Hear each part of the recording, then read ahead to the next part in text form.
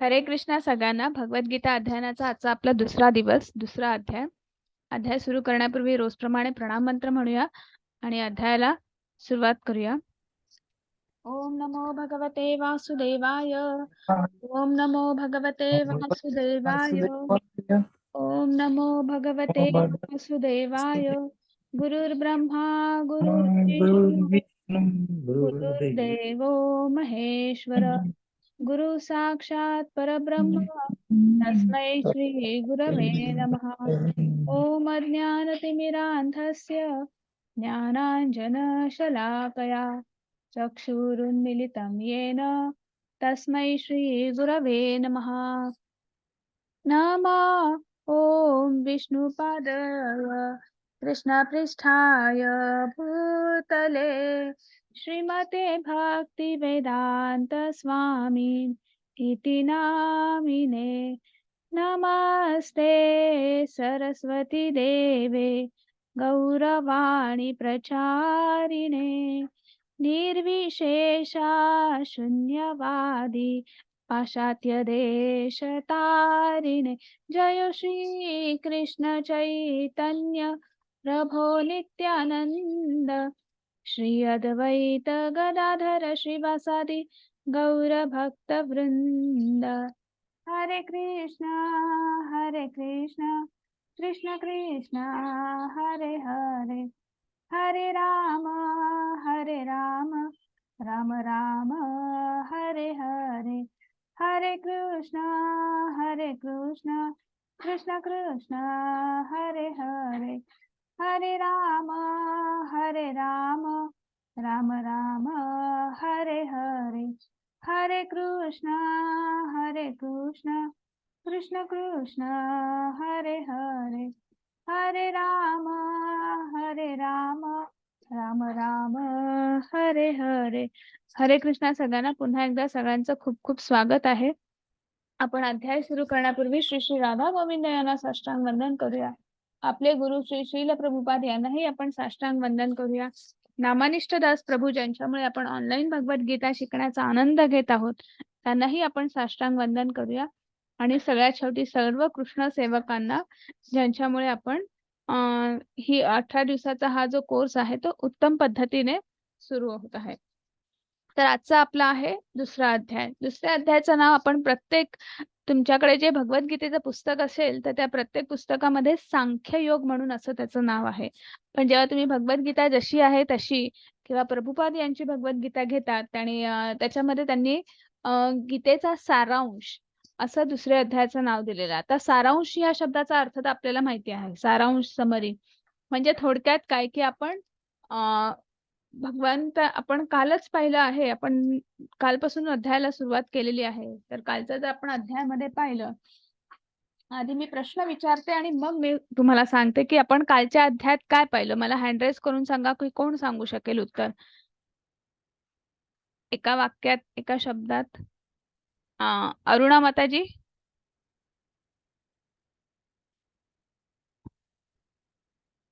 हरे कृष्ण.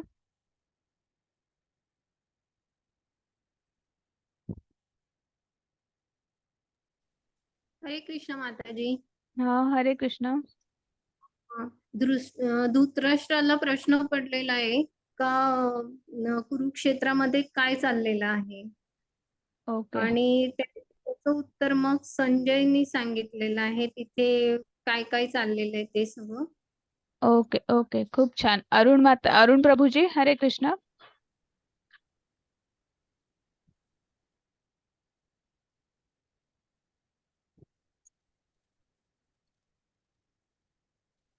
हरे कृष्ण.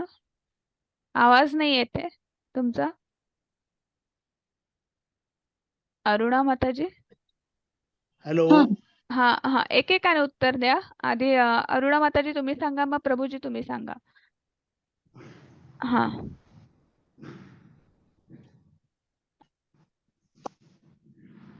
हरे कृष्ण.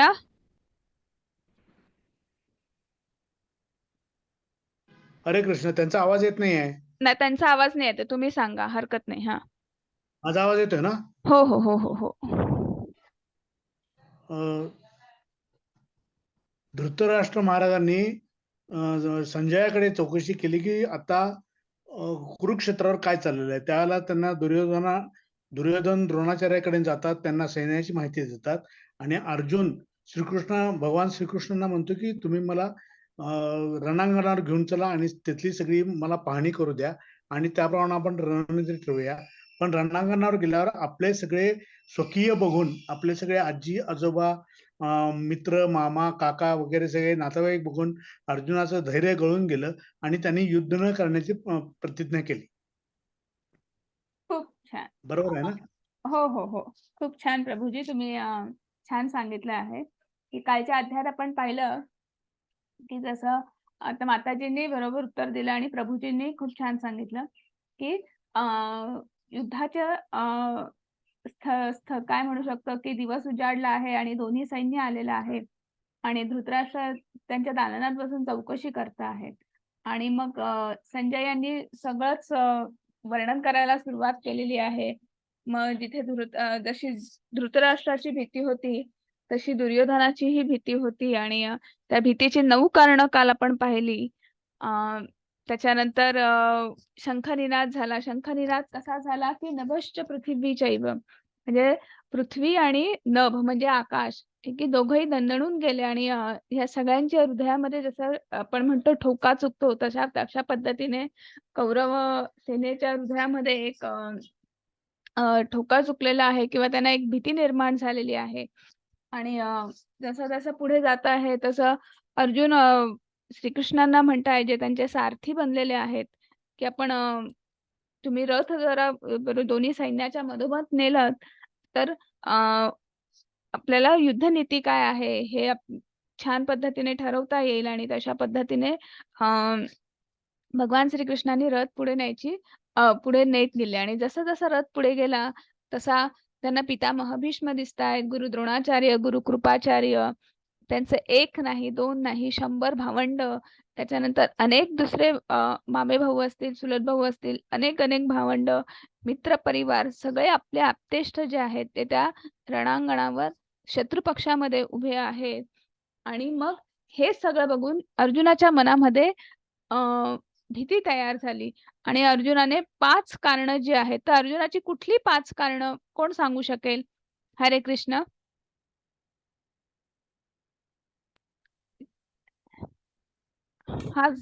साधना माताजी बोला. हरे कृष्ण.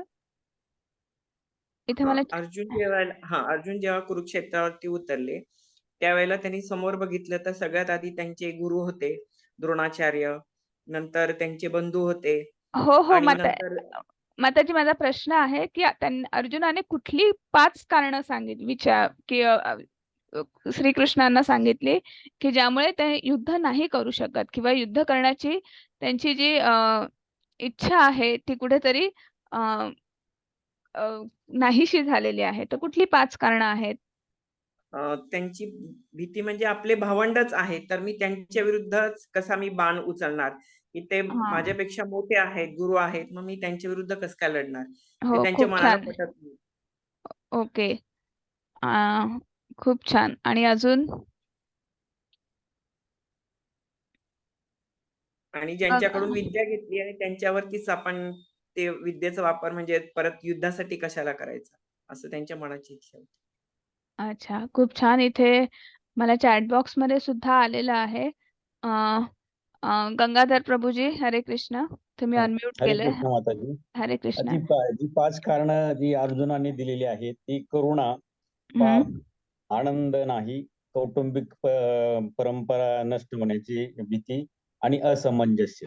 ही 5 कारणं त्यांनी दिलेली आहेत. खूप छान, खूप छान. तर ह्या 5 कारणं ही जी आहेत, की मनामध्ये इच्छा युद्धाची जी आहे ती कुठेतरी नाहीशी होते आहे. मोह तयार झालेला आहे. मोहरूपी भ्रम तयार झालेला आहे आणि अ, म्हणजे त्यांच्या डोळ्यामध्ये आनंद नाही आहे, तर दुःख आहे. दुःखाचा अश्रू आहेत.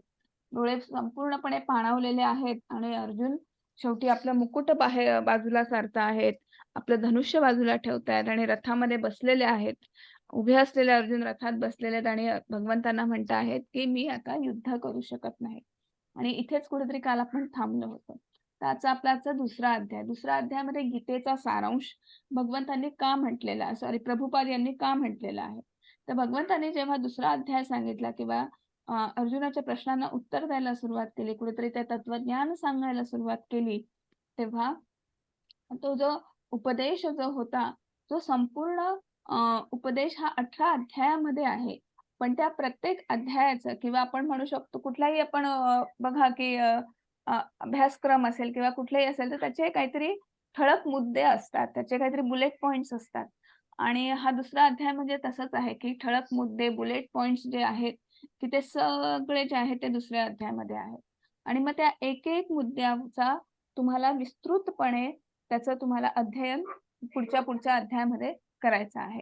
तर आणि म्हणून हा गीतेचा सारांश, की तुम्हाला जे संपूर्ण 18 अध्यायामध्ये सांगितलेलं आहे, तर त्याचे तुम्हाला ठळक मुद्दे दुसऱ्या अध्यायामध्ये एका वाक्यात, एका शब्दामध्ये तुम्हाला मिळतात आणि मग त्याचं विस्तृतपणे वर्णन जे आहे ते पुढच्या अध्यायांमध्ये आहे.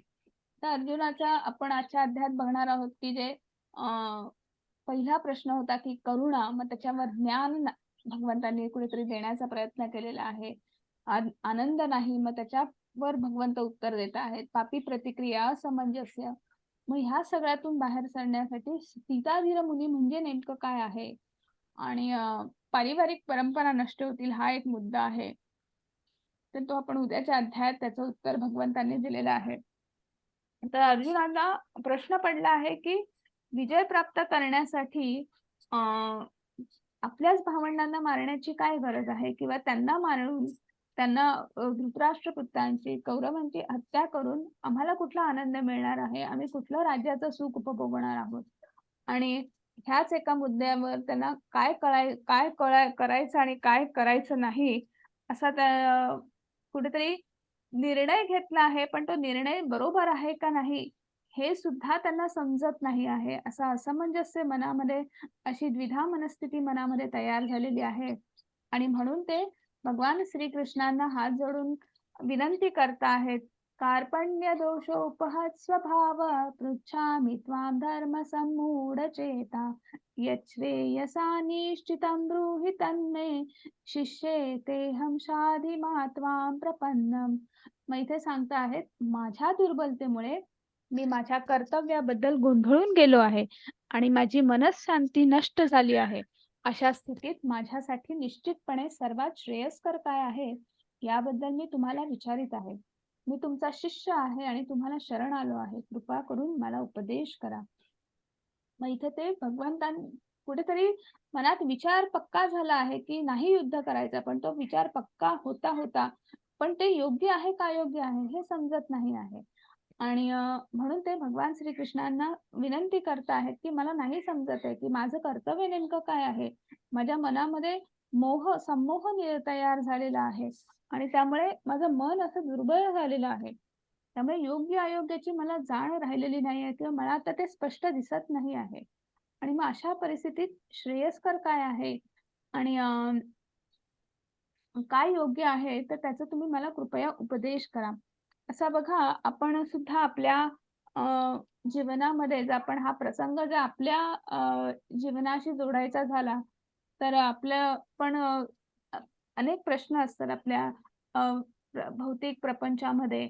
मग ते साधे असतील किंवा अवघड असतील, कुठलाही प्रश्न अगदी म्हणजे आपल्या मुलाला ऍडमिशन कुठे घ्यायची किंवा कुठल्या शाळेत, कुठल्या कॉलेजमध्ये किंवा कुठल्या स्ट्रीमवर घ्यायची, इंजिनिअरिंगची कुठली स्ट्रीम सिलेक्ट करायची किंवा जॉब कुठे करायचा किंवा कुठल्या फील्डमध्ये करायचा, कुठल्या कंपनीत करायचा, म्हणजे त्याची निवड असेल किंवा लग्ना बाबतीतले काही निर्णय असतील किंवा घराच्या बाबतीत म्हणजे कुठली एखादी मोठी वस्तू विकत घ्यायची, म्हणजे काहीही असेल, तर आपण जर त्या क्षेत्रातल्या तज्ञ व्यक्तींकडे आपण साधारण जातो किंवा त्यांना विचारतो, की त्यांचं मार्गदर्शन घेतो, की बाबा मला थोडंसं सांगा, की काय करायचं मी?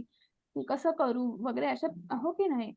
आणि मग त्याच पद्धतीने अर्जुन यांनी भगवान श्रीकृष्णांकडे गेलेत. मग आता भगवान श्रीकृष्ण नेमकं आहेत तरी कोण?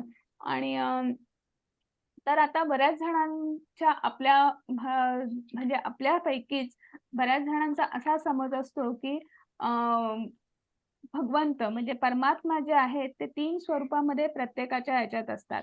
तर आधी त्याच्या आधी मी तुम्हाला एक छोटंसं उदाहरण सांगते आणि मग ते मी तुम्हाला सांगते. तर आता हे बघा, हे तुम्हाला काय दिसतं आहे इथे ह्या चित्रामध्ये? निसर्ग. क्षितिज. क्षितिज दिसतं आहे. खूप छान. तर इथे तुम्हाला आता हे क्षितिज दिसतं आहे. मग आता हे जे क्षितिज जे आहे, म्हणजे तुम्ही आता असा विचार करा, की तुम्ही कुठेतरी प्रवासाला निघालेला आहात आणि तुम्हाला गाडीतनं तुम्हाला हे क्षितिज दिसतं आहे. पण जशी-जशी तुमची गाडी पुढे जाईल, तसं-तसं तुम्ही जसं-जसं पुढे जाता आहेत, तर ते जो तुम्हाला ते क्षितिज म्हणून वाटत होतं, तर ते तुम्हाला हळू ते दिसायला लागतं. मग तिथं तो क्षितिज नसून तो एक डोंगर आहे आणि मग त्या डोंगरावर एक झाड आहे, हे दिसायला लागतं. जसं हळू पुढे जातात, मग ते झाड कसलं आहे ते दिसतं. अजून पुढे गेल्यावर तुम्हाला दिसतं, की त्या झाडावर एक पक्षी बसलेला आहे. तो पक्षी एक फळ खातो आहे. हे सगळं हळू तुम्हाला दिसायला लागतं. ते केव्हा दिसायला लागतं? जेव्हा तुम्ही अजून जास्त जवळ जाता. तुमची गाडी जशी-जशी पुढे जाते तसं-तसं तुम्हाला ते चित्र क्लिअर होत जातं. नाहीतर जशी गाडी लांब आहे तुम्हाला हे एक क्षितिजासारखं दिसतं. काहीच दिसत नाही. सगळं एक आहे. आकाश, पृथ्वी एक आहे. पण जसं-जसं पुढे जातात तसं-तसं तुम्हाला हे ते झाड आहे, त्या झाडावर कुठला पक्षी बसला आहे, ते झाड कसलं आहे, तो काय खात आहे, काय करतोय, हे सगळं दिसायला लागतंय. इतकं चित्र जे आहे ते क्लिअर होतं. मग आपली इंद्रिय जी असतात, ही सदोष इंद्रिय असतात, हो की नाही? मग कारण की त्या झाडावर जेव्हा तुम्ही ह्या स्थितीत आहात, तेव्हा सुद्धा तिथे ते झाड आहे, त्या झाडावर पक्षी आहे आणि जेव्हा तुम्ही ह्या स्टेजला आहात, तेव्हा सुद्धा तिथे ते झाड आहे, तिथे तो पक्षी आहे, तो फळ खातो आहे. पण जेव्हा आपण लांब असतो, तेव्हा आपल्याला ते दिसत नाही. याचा अर्थ काय? तो तिथे झाड नाही आहे का? का तिथे पक्षी नाही आहे का? तर असं नाही. याचा अर्थ असा आहे, की आपली इंद्रिय जी आहेत, ती सदोष इंद्रिय आहेत. आपल्याला एका दृष्टिक्षेपाच्या पलीकडचं आपल्याला क्लिअर असं दिसत नाही, स्पष्ट असं दिसत नाही. आणि हेच कुठेतरी हरे कृष्णा सगळ्यांनी आपले माईक जे आहेत ते मी म्यूट ऑल करते.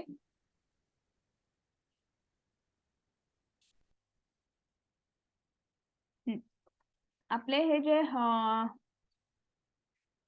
आपलं आणि भगवंतांच्या बाबतीतही असंच होत असतं, की आता बऱ्याच जणांना असं वाटत असतं, भगवंत म्हणजे एक ऊर्जेचा स्रोत आहे किंवा एक प्रकाशाचा स्रोत आहे आणि त्यांच्यासाठी भगवंत म्हणजे एक ऊर्जा किंवा एक प्रकाश आहे आणि त्याला आपण भगवंतांचा, परमात्म्याचं ब्रह्मन स्वरूप असं म्हणतो. बऱ्याच जणांचा असा विश्वास आहे.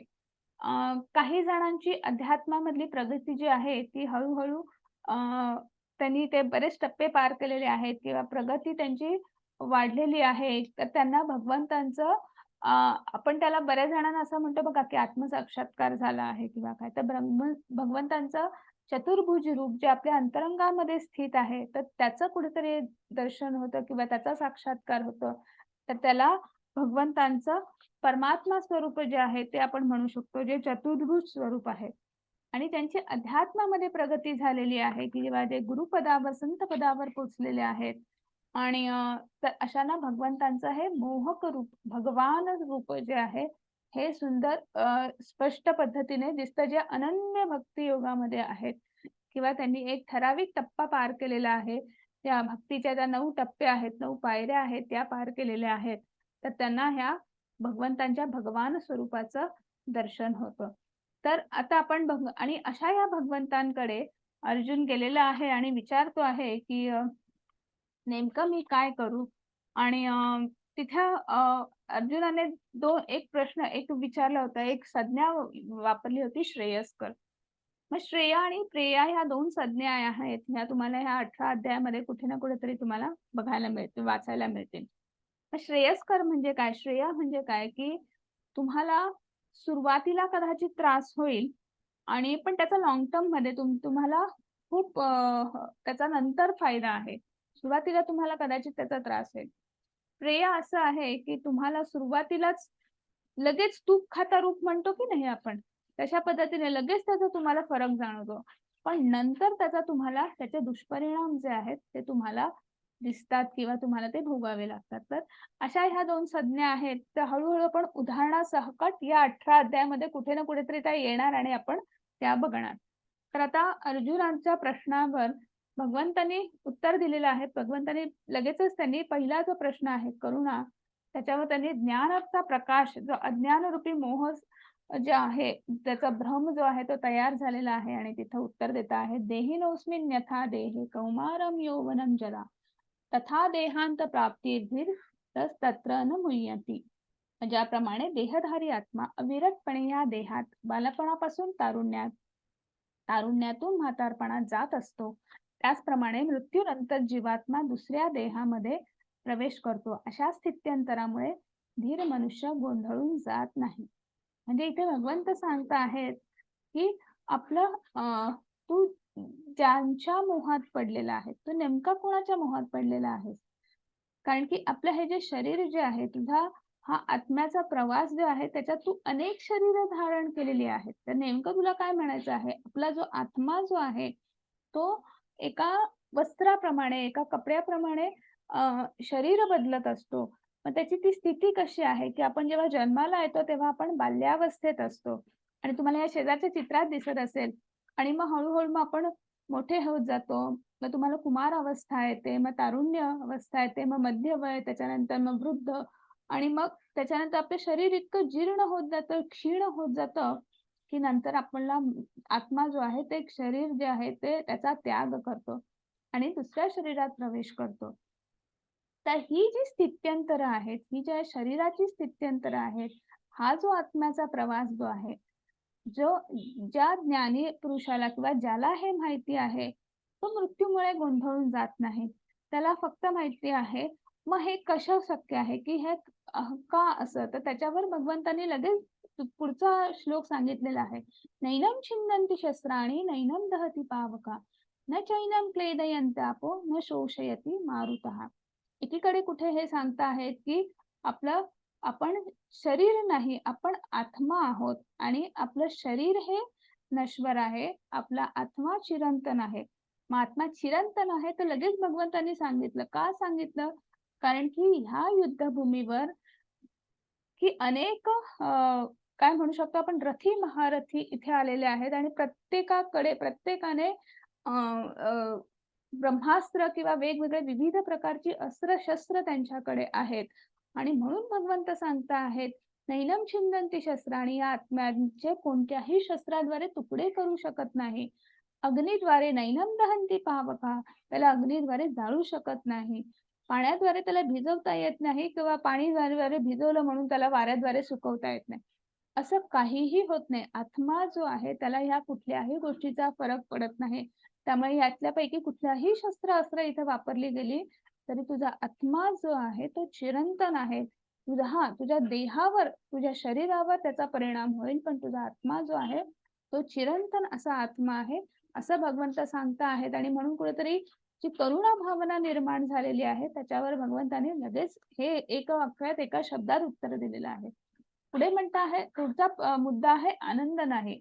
मग त्याच्यावर भगवंत सांगतात अवाच्य वादांश बहुन दिविष्यन्ति तवाहिता निंदस्तव सामर्थ्य ततो दुःखतरं नुकिम. तुझे शत्रू अनेक अपमानास्पद शब्दात तुझं वर्णन करतील आणि तुझ्या योग्यतेचा उपहास करतील. याहून अधिक दुःखकर असं तुला काय असेल? म्हणजे इथे काय म्हणत आहेत की इथे तुला असं वाटतं आहे की हे माझे कोणीतरी आहेत, माझे गुरुबंधू आहेत, माझे गुरु आहेत, माझे आजोबा आहेत आणि त्यांच्यासाठी तू तुझ्या शस्त्राचा त्याग करणार. तू एक क्षत्रिय आहेस. क्षत्रियाचा गुणधर्म काय आहे? मूळ गुणधर्म काय आहे? प्रजेचं रक्षण करणं, राज्याचं रक्षण करणं आणि सगळ्यात महत्वाचं म्हणजे धर्माचं रक्षण करणं. पण समोर जर तुझा कोणीतरी गुरु आहे, कोणी भाऊ आहे आणि म्हणून तू युद्धाचा त्याग केला, तू शस्त्रांचा त्याग केला आणि जर तू निघून गेलास तर तुला ते असं म्हणणार नाही. हेच जे तुला आज तुझे जे अपतेष्ट वाटत आहेत तर ते तुला असं अजिबात म्हणणार नाहीत की अरे वा बरं झालं अर्जुनाने शस्त्राचा त्याग केला त्यामुळे आमचे प्राण वाचले. उलट ते तुझा उपहास करतील की अर्जुन आम्हाला बघून पळाला, आम्हाला घाबरला.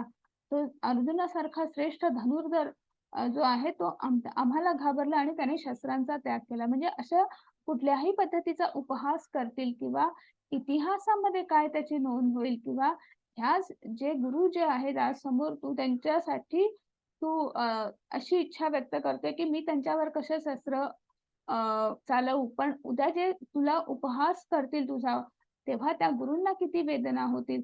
तुझ्या आईला किती वेदना होतील. तर हे सगळ्या गोष्टी तू लक्षात घे आणि याचं दुःख जास्त असेल, असं कुठेतरी भगवंतांनी सांगितलेलं आहे.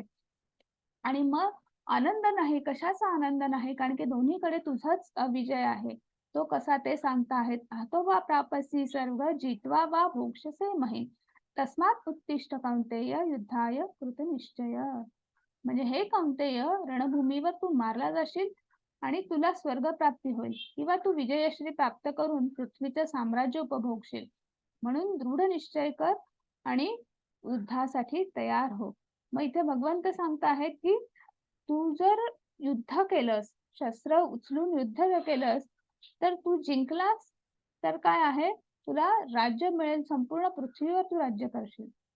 पण जरी तू नाही जिंकलास, तुझा मृत्यू आला, तरी ही काय आहे, हे धर्मक्षेत्र आहे, ही एक पावनभूमी आहे. त्यामुळे जरी तुझा मृत्यू जरी झाला, तरी तुला स्वर्ग प्राप्ती आहे. त्यामुळे तू युद्ध कर. म्हणजे कुठेतरी भगवंत सांगत आहेत, की तू कर्म कर, असं सांगतायत. तू एक क्षत्रिय आहेस आणि त्यामुळे तुझं इति कर्तव्य, आद्य कर्तव्य काय आहे, तर प्रजेचं रक्षण करणं, राज्याचं रक्षण करणं, धर्माचं रक्षण करणं. त्यामुळे उठ अर्जुना, उठ आणि युद्धासाठी तयार हो. आणि जेव्हा तू तुझं योग्य असं कर्म करशील, कर्तव्य कर्म करशील, मग ते छोट्यातलं छोटं का असेना, मग तिथे भगवंत सांगत आहेत, नेहाभिक्रमनाशोऽस्ति प्रत्यवायो न विद्यते स्वल्पम अप्यस्य धर्मस्य त्रायते महतो भयात्. म्हणजे ह्या प्रयत्नात कुठलंही नुकसान किंवा ऱ्हास नाही. ह्या मार्गातील अल्प प्रगतीनेही मनुष्याचे मोठ्या भयंकर भयापासून संरक्षण होते. म्हणजे याच्यामध्ये तू जेव्हा तुझं कर्तव्य करतो आहेस, कर्म करतो आहेस, मग त्याच्यामध्ये तुझ्या छोट्यातलं छोटी गोष्ट किंवा त्याच्याने तुझं नुकसान होत नाही. त्याच्यासाठी आपल्याला इथे अनेक उदाहरणं आहेत. पहिलं उदाहरण आहे विभीषणाचं. तुम्हाला आठवत असेल रामेश्वरम ला जेव्हा प्रभू रामचंद्र संपूर्ण वानरसेना घेऊन पोहोचले होते आणि विभीषण हा समुद्र कसा उल्लंघायचा ह्या विचारांमध्ये होते आणि तिथेच ते काय करायचं पुढे असा विचार करत असतानाच तिथे विभीषण त्यांच्या काही अनुयायांसोबत प्रभू रामचंद्रांना येऊन मिळाले. मग मला सांगा, की विभीषण आपल्या सख्ख्या भावाला सोडून जेव्हा प्रभू रामचंद्रांकडे येतात, म्हणजे एक प्रकारे ते शत्रू पक्षाशी हात मिळवणी करत आहे, पण तरीही त्यांनी धर्माचा मार्ग निवडला, त्यांनी योग्य मार्ग निवडला आणि त्यामुळे त्यांना ह्या कृतीचं कुठलंही त्यांना काय म्हणू शकतो आपण, पापकर्म लागलं नाही किंवा त्यांना विकर्म असं लागलं नाही, कारण त्यांनी योग्य मार्ग निवडला. 6 प्रकारचे आपण म्हणू शकतो आततायी किंवा 6 प्रकारचे असे कृत्य आहेत, की ज्यांच्यामुळे आपल्याला दोष लागतो किंवा त्यातलं पहिलं जे आहे, की आपण कोणावर शस्त्राचा प्रहार करणे. शस्त्राचा प्रहार म्हणजे जो निष्पाप आहे अशा कुठल्याही प्राण्यावर किंवा मनुष्य प्राण्यावर. त्याच्यानंतर आपण परस्त्रीचं अपहरण करणं किंवा कोणाची संपत्ती हडप करणं, कोणाची प्रॉपर्टी आपण हडप करणं, त्याच्यानंतर कोणा दुसऱ्यावर विषप्रयोग करणं. तर असे हे जे काही सांगितलेले आहेत, की त्याच्यामुळे ह्या प्रकारांमध्ये जर तुम्ही कोणालाही किंवा दुसऱ्याच्या आपण विनाकारण दुसऱ्याच्या पण एखाद्याचं घर म्हणा, शेत म्हणा, जे काही असेल, जमीन असेल, तर ते जाळणं. तर हे 6 प्रकार आहेत आणि त्यामुळे त्याचा तुम्हाला दोष लागतो, ते पाप दोष लागतो. पण भगवंत म्हणत आहेत, की विभीषणाला यातला कुठलाही दोष लागला नाही. किंवा दुसरं उदाहरण आपल्याकडे हनुमंताचं आहे.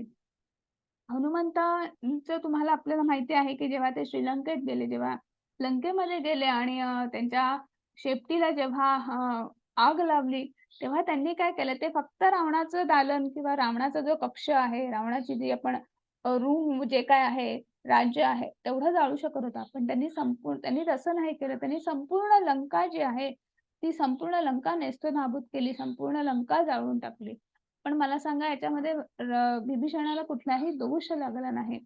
कारण की त्यांनी धर्मासाठी हे पाऊल उचललं किंवा त्याच्यासाठी केलं. आणि म्हणून स्वल्पमपि अस्य धर्मस्य, तुम्ही धर्मासाठी काय करता आहात आणि मग ती छोट्यातली छोटी कृती जरी असेल, तरी तुम्हाला त्याच्यापासून कुठलंही भय नाही किंवा कुठलंही तुमचं नुकसान होत नाही. असं इथे भगवंत सांगता आहेत. आणि आपल्या इथेकडे अजून एक छोटी गोष्ट आहे, की एक उंदीर असतो आणि त्याला चेरी खूप आवडत असते, लाल फळ. तर मंदिरामध्ये तो कायम त्या कोणी नैवेद्य दाखवला असेल, तर तो जाऊन ती चेरी खाणार आणि असं त्या असतं. पण एकदा काय होतं, की आपण मंदिरामध्ये बघा किंवा आपल्या घरी सुद्धा दिवा जर पेटला असेल आणि तो जेव्हा विझतो, तेव्हा तो लाल पेटतो आणि नंतर तो विझतो. उंदराला वाटलं, की तो लाल ती जी ज्योत होती ती म्हणजे कोणीतरी तिथं चेरी फळ ठेवलेलं आहे आणि म्हणून त्याला भूक लागलेली असते, तो तिथं जातो. तर त्याचा धक्का लागल्यामुळे ती वात जी आहे थोडी वर सरकते आणि ती वात अशी छान तेवायला लागते. पण तिथे त्याला गरम चटका लागतो गरम तेलामध्ये आणि मग तिथेच त्या गरम याच्यामध्ये त्याचा मृत्यू होतो. भगवंतांच्या चरणाशी दिवा लावतो आणि तिथेच त्याचे प्राण त्याग होतो. त्यामुळे तिथे त्याचा उद्धार होतो. भगवंतांनी तिथे ती एक छोटीशी गोष्ट होती, की त्याला ॲक्चुअली ती चेरी म्हणून तो खायला जात होता. पण ती विझती वाट त्याने पेटवली आणि तिथेच त्याने आपले प्राण सोडले. तर त्या गोष्टीचा ह्या छोट्याशा गोष्टीचा आपण कधी विचारही करणार नाही, पण ह्या गोष्टीचा सुद्धा विचार करून भगवंतांनी त्यांचा त्या उंदराचा उद्धार केलेला आहे. तर आता भगवंत सांगत आहेत, की कर्म का करायचं?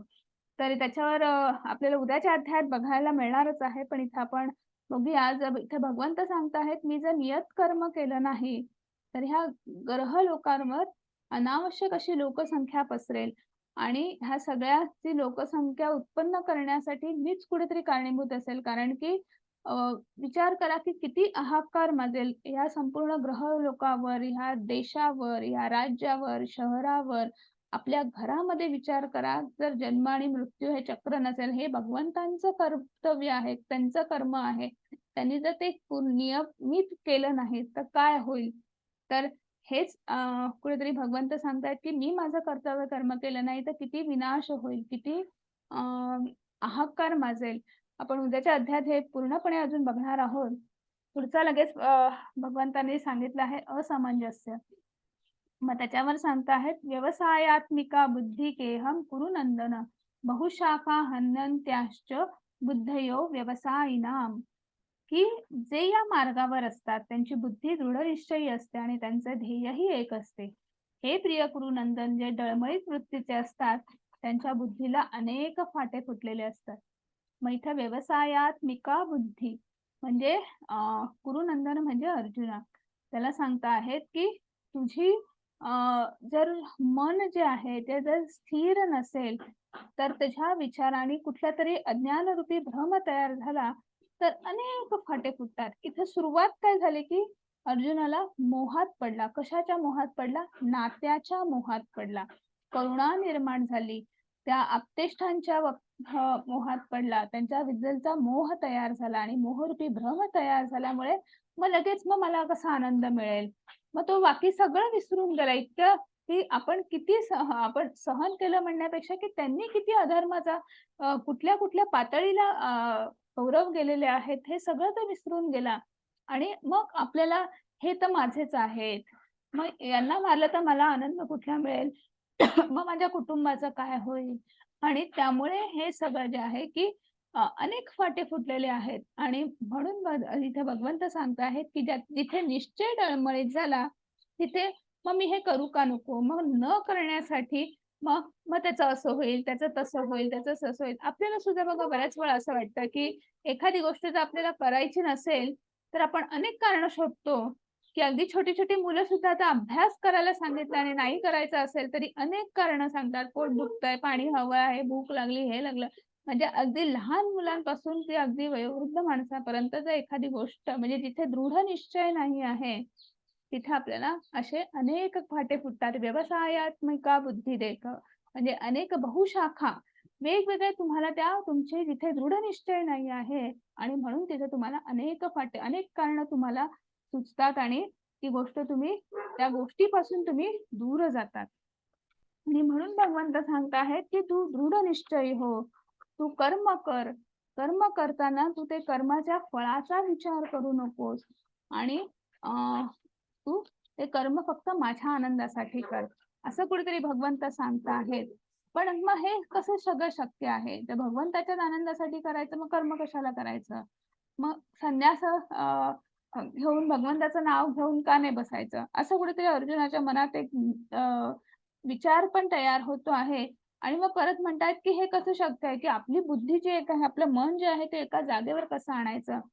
आणि म्हणून प्रश्न विचारतायत, अर्जुन म्हणतायत, "हे कृष्ण, ज्याची भावना जशी समाधीस्थ झाली आहे, त्याची लक्षणं काय आहेत? तो कसा आणि कोणत्या भाषेत बोलतो? तो कसा बसतो, कसा चालतो?"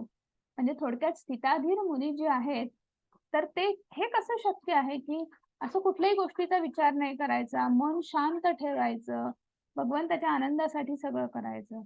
मग असे कोण आहेत? मग त्यांची लक्षणं काय? ते कसं बोलतात, कसं चालतात, कसं बसतात? आपल्यासारखीच आहेत का? तर असं कुठेतरी त्यांनी प्रश्न विचारलाय आणि त्याच्यावर भगवंत लगेच उत्तर देत आहेत. श्री भगवान उवाच प्रजहाति यदा कामान् सर्व पार्थ मनोगतान् आत्मन्येवात्मना तुष्ट स्थितप्रज्ञस्तदोच्यते. मग इथे परमपुरुष भगवंत म्हणत आहेत, हे पार्थ, जेव्हा मनुष्य मानसिक उपजातून उत्पन्न झालेल्या सर्व प्रकारच्या इंद्रिय इच्छांचा त्याग करतो आणि जेव्हा त्याच्या मनाला एकांतातच समाधान मिळते, तेव्हा तो शुद्ध दिव्य चैतन्यात असतो. म्हणजे इथे भगवंत सांगत आहेत, की जो एकांतात आहे, जो अज्ञातवासामध्ये गेलेला आहे, ज्याने आपल्या इंद्रिय इच्छांचा त्याग केलेला आहे आणि आपल्याला माहिती आहे, की आपली इंद्रिय जी आहेत आणि सगळी इंद्रिय कार्यरत आहेत आणि प्रत्येक इंद्रियाची काहीतरी सुप्त इच्छा आहे आणि त्या पद्धतीने आपण काहीतरी वागत असतो, आपल्याला हवं असतं. तर अशा इंद्रिय इच्छांचा ज्यांनी त्याग केलेला आहे, ज्याला एकांतवास आवडतो, तर त्याला निश्चित तो समाधानी असतो, आनंदी असतो आणि ज्या जिथे समाधान आहे, तिथे आनंद आहे. त्याच्यासाठी एक त्यांनी बाजूला उदाहरण दिलेलं आहे. प्रल्हाद महाराज खूप लहान असतात. वयाच्या अगदी म्हणजे जे मातेच्या उदरात असतानाच त्यांना भगवंताबद्दलचं ज्ञान मिळालं होतं आणि त्यामुळे जसा जन्म झाला, तसं ते भगवंताचे शिष्य झाल्यासारखे भगवंताचं नाम घेत होते आणि जसे हळू मोठे होऊ लागले, ते भगवंतांचं नामस्मरण त्यांचं वाढत गेलं. आणि हे त्यांच्या वडिलांना काही पटलं नाही, आवडलं नाही. हिरण्यकश्यपूने त्यांच्यावर अनन्य अत्याचार केले, की अगदी अ, बलाढ्य असे राक्षस सोडले, वेगवेगळ्या शस्त्र-अस्त्रांचा त्याच्यावर वार करायचा प्रयत्न केला. पण प्रल्हाद महाराजांना काहीही वाटलं नाही. एवढूसा तो बालक, पण त्याच्यावर कुठलाही परिणाम झाला नाही. ते फक्त भगवंताच्या आनंदासाठी सगळं करत होते, की अगदी त्यांच्या आत्याच्या मांडीवर बसून तिथे अग्नी देत आहात. तरी आपल्याला माहिती आहे होळीची कहाणी माहिती आहे. होलिका जी त्यांची आत्या होती, तिथे तिच्या मांडीवर बसून तिथे तिथे अग्नी देण्यात आला. पण त्याच्यातनं सुद्धा प्रल्हाद महाराज जे आहेत ते अगदी व्यवस्थित पद्धतीने बाहेर आले. आणि आपल्याकडे तिसरं उदाहरण आहे प्रभुपाद यांचं. अमेरिकेत गेल्यानंतर हिप्पीजमध्ये ते राहत होते. आपण फॉरेन कंट्रीजमध्ये गेलो, की त्यांचं आपल्याला साधारण त्यांचं राहणीमान आपल्याला माहिती आहे. त्यांच्या खाण्यापिण्याच्या सवयी आपल्याला माहिती आहेत. जे रेग्युलर मांसाहार करत असतात, ड्रिंक्स घेत असतात. तर अशा लोकांमध्ये जाऊन राहणं, तर हे किती कठीण आहे, किती अशक्य आहे. प्रभुपाद जे होते, की जेव्हा सुरुवातीला अमेरिकेत गेले, ज्यांच्या घरी ते राहत होते, तर त्यांचं सगळं आवरल्यानंतर सगळा ते किचन सगळा तो धुवून काढायचे स्वच्छ पाण्याने आणि मग त्यांचा तो भात शिजवायचे आणि तो भात मग तेव्हा नंतर भगवंताला नैवेद्य दाखवून तो प्रसाद ग्रहण करायचे. तर अशा परिस्थितीत सुद्धा त्यांनी की आताच बघा की तुम्हाला तुमच्या आजूबाजूच्या तुमच्या घरातलंच कोणी असेल, ते फॉरेनला गेल्यानंतर आधीचा त्यांचा जो काही पेहराव असतो, जो काही अवतार असतो आणि तिथनं जाऊन आल्यानंतरचा त्यांचा अवतार, त्यांचा पेहराव किती जमीन आसमानातला फरक असतो. पण प्रभुपाद यांना काही फरक नाही. ते तसेच होते आणि तशाच परिस्थितीत त्यांनी मार्ग काढला. असे जे असतात ते दृढनिश्चयी असतात. त्यांना आजूबाजूच्या परिस्थितीचा कुठलाही परिणाम होत नाही. ते वागतात, बोलतात कसे? दुःखेष्वनुविघ्न हरे कृष्ण. दुःखेष्वनुद्विग्मना सुखेषु विगतस्पृहा वीतरागभयक्रोध स्थिती मुनी उच्यते. मग जो त्रिविध तापांनीही मनामध्ये विचलित होत नाही किंवा सुखामध्ये हर्षोल्लासित होत नाही, जो आसक्ती, भय आणि क्रोध यांच्यापासून मुक्त झाला आहे, त्याला स्थिर मन झालेला मुनी असं म्हणतात. मग त्रिविध ताप आपल्याकडे तीन प्रकारचे काय म्हणू शकतो, त्रिविध ताप ज्याला म्हणतो, की 3 प्रकारचे ज्या गोष्टी आहेत ज्याचं आपल्याला दुःख होत असतं किंवा आपल्यावर रोजच्या आयुष्यावर परिणाम होत असतो. मग एक आहे की अधिदैविक, अधिभौतिक आणि आध्यात्मिक किंवा त्याला अधिदैहिक सुद्धा असं म्हणतात काही ठिकाणी, काही पुस्तकांमध्ये. तर जे अधिदैविक जे आहे, ते म्हणजे आपल्याला आपल्या नातेवाईकांपासून किंवा आपल्या शेजारी-पाजारी, मित्रपरिवाराकडून म्हणजे दुसऱ्या प्राणी अ, मनुष्यांकडनं आपल्याला जो होणारा त्रास आहे, तो म्हणजे अधिदैविक. अधिभौतिक म्हणजे आज ह्या वर्षी काय दुष्काळच आहे, पुढच्या वर्षी काय भरपूर पाऊस झाला, पूर आला, त्सुनामी आला. हे सगळं जे आहे, वादळ आलं, तर हे सगळं जे आहे हे अधिभौतिक म्हणजे निसर्गाकडून होणारा आपल्याला त्रास. आणि तिसरा जो आहे आध्यात्मिक, ज्याला असं म्हणतो, की आपल्याच शरीराचा किंवा मनाच्या मुळे आपल्याला जो होणारा त्रास आहे. तर हे 3 ताप आहेत, त्रिविध ताप जे आहेत, हे वेगवेगळ्या प्रकारचे हे प्रत्येकाला अनुभवायला मिळतात किंवा प्रत्येकाच्या आयुष्यामध्ये हे येतात. तर ह्या गोष्टींमुळे जो विचलित होत नाही किंवा भरपूर सुख आलं, सुख म्हणजे मग ते भौतिक असेल, आध्यात्मिक असेल, म्हणून तो अ, आनंदाने नाचत नाही किंवा कुठल्याही भीती कशाची बाळगत नाही किंवा कुठल्याही मोहात अडकत नाही, रागातून मुक्त झालेला आहे. तर असे जे आहेत ते स्थिताधीर किंवा त्यांचं मन जे आहे ते स्थिर आहे. मग हे कसं शक्य आहे? मग ह्या गोष्टी कशामुळे होतात? तर ह्या गोष्टी कशामुळे होतात? तर इंद्रिय विषयांमुळे. आणि मग हे इंद्रिय विषय जे आहेत, जेव्हा ते येतात किंवा समोर दिसतात, तेव्हा ते एका कासवाप्रमाणे आपल्या त्या इंद्रियांना आवरून घेतात. म्हणजे बघा इथं दिलेलं आहे, ज्याप्रमाणे कासव आपले अवयव आपल्या कवचात आवरून घेतो, त्याप्रमाणे जो आपल्या इंद्रियांना इंद्रिय विषयातून आवरून घेतो, तो पूर्ण चेतनेमध्ये दृढपणे स्थिर होतो. म्हणजे इथे सांगतायत, की जसं बघा कासव जो असतो, आजूबाजूला जर त्याला असं वाटलं, की नाही आपल्याला काहीतरी इथं त्रासदायक आहे किंवा कोणी येतं आहे वगैरे, तर ते काय करतं कासव, आपले सगळे हातपाय आपले सगळे ते आवळून घेतो आणि आपल्याला तिथे एक असा दगडासारखा दिसतो. त्याचं ते फक्त कवच दिसतं. तिथं आतमध्ये कासव आहे हे सुद्धा आपल्याला समजत नाही. तर अशा पद्धतीने आपल्या कवचामध्ये जो जसं आपले अवयव आवळून घेतो, तसे आपण जेव्हा कुठल्याही आसक्ती समोर येतील, इंद्रिय इच्छा, इंद्रिय विषय समोर येतील, तेव्हा आपण आपल्या इंद्रियांना आवरून घ्यायचा. असा जो असतो तो हे स्थिताधीर मुनीचं हे लक्षण आहे. मग आता इथं भगवंतांनी इथं आपण बघितलंय की 2 प्रकारच्या दृष्टी आहेत. भौतिक दृष्टी आणि आध्यात्मिक दृष्टी. त्याचा आपण इथे एक फरक जाणून घेणार आहोत. जे भौतिक दृष्टीचा विचार करतात किंवा ते कसे असतात, की ते द्वैतामुळे त्रासलेले असतात. मग कुठल्याही ऋतू असो त्यांना उन्हाळा आला तर म्हणतात, "अरे देवा, किती गरम झालं." थंडीमध्ये किती थंडी वाजते. पावसाळा असेल तरी असं वाटतं, की काय हा पाऊस? म्हणजे कुठल्याही वातावरणाशी ते कायम त्रासलेलेच असतात. त्यांना असं वाटतं, की मी मी कोण आहे? तर मी हे एक शरीर आहे. आपण जेव्हा मरतो म्हणजे आपलं शरीरही मरतं किंवा ते सदैव भौतिक इच्छांच्या मागे असतात आणि त्यामुळे सदैव कुठलीतरी चिंता, गोंधळ त्याच्यामध्येच ते गुंतलेले असतात. त्याच्या व्यतिरिक्त आध्यात्मिक दृष्टी म्हणजे जे आध्यात्मिक दृष्टिकोनातून विचार करणारे असतात. की कुठलीही परिस्थिती आली तरी ते सहनशील असतात. त्यांच्यामध्ये सहिष्णुता वाढलेली असते.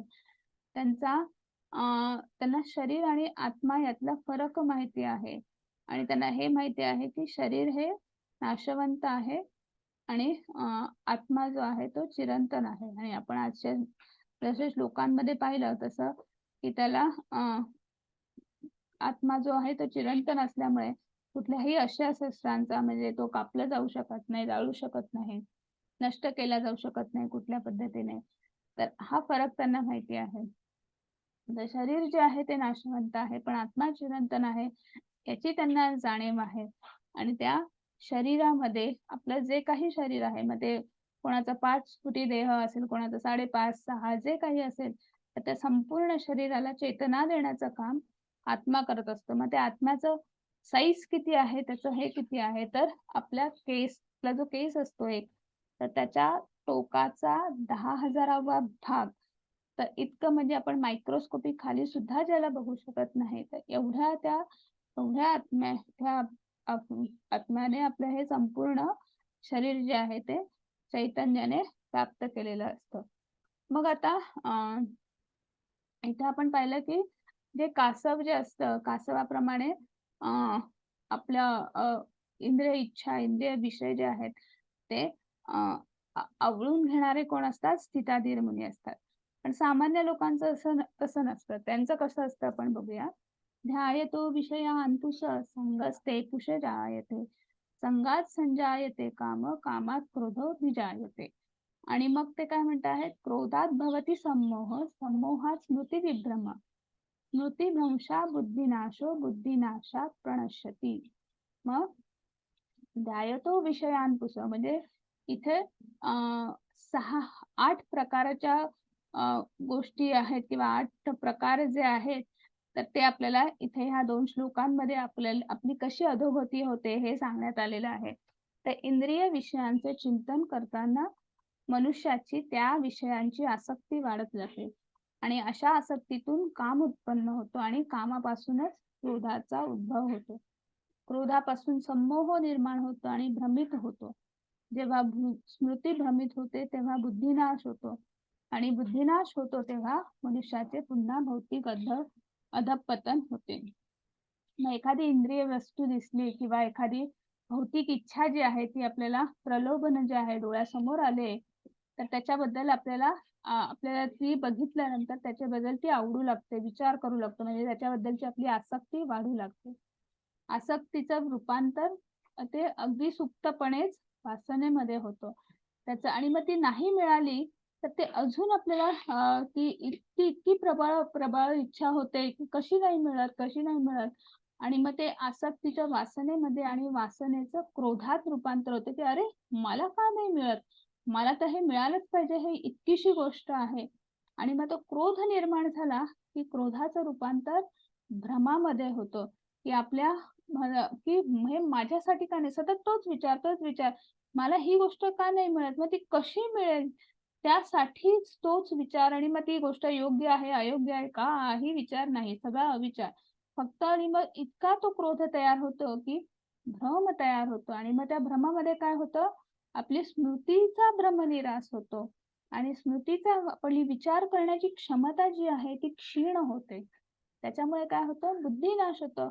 मग आपण काय विचार करतो तेच योग्य आहे अयोग्य आहे समजत नाही, करायची इच्छा नाही आणि मग काय होतं की मग बुद्धिनाश झाल्यामुळे आपण अशी कृती करतो की ती चुकीची आहे, बरोबर आहे माहित नाही, त्या गोष्टीसाठी त्या इंद्रिय विषयासाठी आपण ती कृती करतो आणि मग काय होतं, आपलं अधःपतन होतं की माय हुक वर क्रूक, मला ते हवंच आहे, मी मिळवणारच. आणि या गोष्टीसाठी आपल्याला काय होतं की आपलं अधःपतन होतं.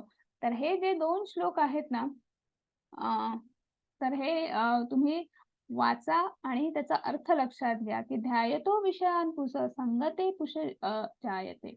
संगात संजायते काम, कामात क्रोधोऽभिजायते. क्रोधात भवति सम्मोह, सम्मोहात स्मृतिविभ्रम, स्मृतिभ्रंशात बुद्धिनाश, बुद्धिनाशात प्रणश्यति.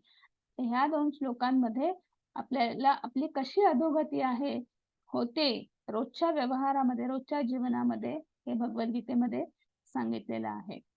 मग ह्यापासून जर आपल्याला बाजूला व्हायचं असेल तर स्थिताधीर मुनींची लक्षणं, मग ते चालतात बोलतात कसे, पण आसक्ती आणि अनासक्ती यापासून मुक्त असणारा आणि स्वातंत्र्याच्या नियामक तत्वांनुसार इंद्रियांना नियंत्रित करण्यामध्ये समर्थ असणारा मनुष्य भगवंताची पूर्ण कृपा प्राप्त करू शकतो. पण जो ह्या कुठल्याही गोष्टींचा विचार करत नाही, ज्याने इंद्रिय इच्छा, इंद्रिय प्रलोभनांचा त्याग केलेला आहे, तो कसा आहे की ज्याला कुठलीही आसक्ती नाही, जो अनासक्त आहे, ते असे जे असतात हे स्थिताधीर मुनी असतात, ज्या सगळ्यांचा त्यांनी त्याग केलेला आहे, भौतिक इच्छांचा, आकांक्षांचा त्याग केलेला आहे, कर्मफळाचा त्याग केलेला आहे आणि ते फक्त जे काही करतात ते भगवंताच्या आनंदासाठी करतात. तर अशा मनुष्यांना निश्चित भगवंताची कृपा प्राप्त होते असं इथे सांगत आहे. आणि मग इथेच आपला आजचा अध्याय संपतो. हे अर्जुनाचे जे प्रश्न आहेत किंवा अर्जुनाच्या मनात जे विचार तयार झालेले आहेत, जो मोह तयार झालेला आहे, मोहरूपी भ्रम तयार झालेला आहे, आणि मग एका वाक्यात कुठेतरी आज भगवंतांनी उत्तरं दिलेली आहेत. विस्तृतपणे आपल्यासाठी पुढचे अध्याय आहेत, पण भगवंतांनी पहिलेच सांगितलं की त्यांनी ज्ञान दिलेलं आहे की आपण शरीर नाही, आपण आत्मा आहोत. आपली ओळख काय आहे, आपल्या ह्या आत्म्याचा प्रवास किती आहे आणि आपण किती शरीर बदलतो आहोत. तर हे आपल्याला इथे भगवंतांनी सांगितलेलं आहे. आणि मग तो आत्मा कसा आहे, तो चिरंतन आहे, त्यामुळे कुठल्याही अस्त्रशस्त्राचा त्याच्यावर प्रयोग होऊ शकत नाही. मग आनंद का नाही, तुझं कर्म, तू एक क्षत्रिय आहेस आणि त्यामुळे क्षत्रिय धर्माचा तुला काय म्हणतात ते, तुला कर्म करायचं आहे की तो पाळायचा आहे. धर्म धर्म म्हणजे की जसा साखरेचा धर्म काय आहे की त्याच्यातला गोडवा, त्याच्यानंतर मिठाचा धर्म काय आहे की त्याच्यातला खारटपणा, हा त्याचा धर्म आहे, हा त्याचा गुणधर्म आहे. तसा एका जीवाचा, एका त्यातला त्यात जर मनुष्य जन्म असेल, मनुष्य जन्माचा धर्म काय आहे, तर तुम्हाला सेवा धर्म. मग सेवा कोणाशी, तर तुम्ही जर राजा असाल, तुम्ही क्षत्रिय असाल, तर राज्याची, प्रजेची सेवा करणं, त्यांचं रक्षण करणं, हे तुमचं दायित्व आहे, ही तुमचं कर्तव्य आहे, इति कर्तव्य आहे. आणि त्यामुळे ते एक क्षत्रिय म्हणून तुला हे कर्म करायचं आहे. आणि मग त्याच्यामध्ये तू जिंकलास तर तुला राज्य मिळेल. तू जरी नाही जिंकलास, तुझा मृत्यू जरी झाला, तरी हे धर्मक्षेत्र आहे, त्यामुळे तुला स्वर्गप्राप्ती निश्चित आहे.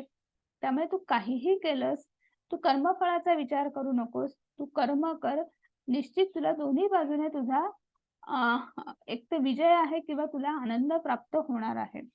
मग पापी प्रतिक्रिया जेव्हा आपण पाहिलं की आपण जेव्हा भगवंतासाठी करतो आहोत, धर्मासाठी करतो आहोत, योग्य आपण करतो आहोत, तेव्हा कुठलंही क्रिया जी आहे, भक्ती क्रिया जी आहे, तिथे आपल्याला पाप लागत नाही. त्याच्यासाठी आपण विभीषण यांचं आपण उदाहरण पाहिलं, त्याच्यासाठी आपण हनुमंताचं उदाहरण पाहिलं. आणि मग कुठलंही काम करताना जर दृढ निश्चय नसेल, तर मग आपली द्विधा मनस्थिती होते, दोलायमान अवस्था होते आणि मग असमंजस्य तयार होतं. आणि म्हणून भगवंत सांगताहेत की तू एकच, तुझा धर्म आहे, तू मनुष्य धर्म आहे, मनुष्य जन्म म्हणून तू सेवा कर. मग परमेश्वराची सेवा कशा कशात करायची पुढे पुढे आपण बघणार आहोत, पण तू सेवा धर्म म्हणून तुझं कर्म कर. मग स्थिता, हे सगळं सांगत असताना स्थिता मिधीर मुनी, की आपलं मन जे आहे ते चंचल आहे, पण ते जर आपल्याला स्थिर ठेवायचं असेल किंवा आपल्याला आपलं कर्म व्यवस्थित करायचं असेल, आपल्या कुठल्याही तर स्थिताधीर मुनींचे भगवंताने तिथे उदाहरण दिलेलं आहे. मग ते कसे असतात, ते त्यांचं कसं कर्म करतात, कसे भगवंतापर्यंत पोहोचतात किंवा त्यांना कसा आत्मा साक्षात्कार होतो, हे त्याचं वर्णन तिथे भगवंतांनी केलेलं आहे. आणि मग पारिवारिक परंपरा नष्ट होतील, म्हणजे इथे भगवंत सांगतायत की वर्णसंकर रोखण्यासाठी आदर्श म्हणा, म्हणजे वर्णसंकर होणार नाही हे निश्चित, पण त्याच्या तुला वर्णसंकर तू होणार नाही हे तू निश्चित लक्षात ठेव. पण जेव्हा तू राजा होशील, तेव्हा मी सांगितलेल्या वर्णाश्रम धर्माचं पालन करून तू राज्य कर. निश्चित तुझ्या राज्यातले सगळे जे आहेत त्यांना तू भगवंतापर्यंत पोहोचवशील, तेव्हा त्यांची कृपा प्राप्त करशील. तर हे कुठेतरी भगवंत सांगताहेत. आपण उद्याच्या अध्यायात ते अजून संक्षिप्तपणे बघणार आहोत. तर इथेच आपला आजचा अध्याय संपलेला आहे. गीतेचा सारांश किंवा सांख्य योग आपल्याला आज संपलेला आहे. हरे कृष्णा सगळ्यांना.